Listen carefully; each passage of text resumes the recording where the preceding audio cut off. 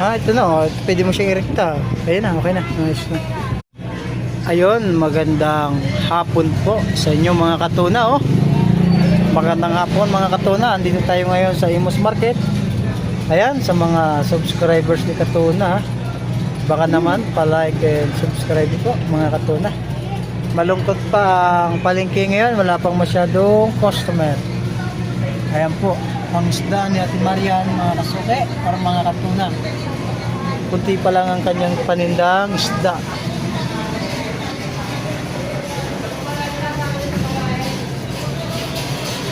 Ayan. Ganda ng inano po, Imus Market ha, oh, bagong gawa. Quality.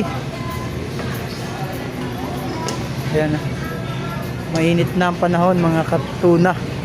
Yan, shoutout sa mga mandaragat dyan, sa mga nanguhuli ng tuna.